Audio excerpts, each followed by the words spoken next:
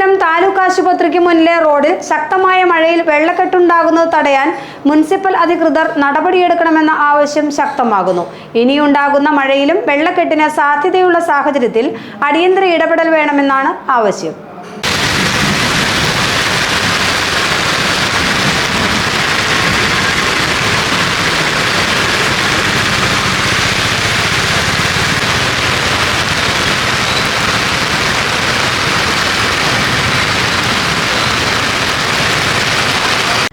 കോതമംഗലം താലൂക്ക് ആശുപത്രിക്ക് സമീപമുണ്ടായ വെള്ളക്കെട്ടിന്റെ ദൃശ്യമാണിത്.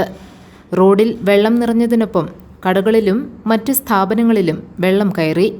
ശക്തമായ മഴ പെയ്താൽ ഇനിയും ഇതേ അവസ്ഥ തന്നെയാകും ഉണ്ടാവുക.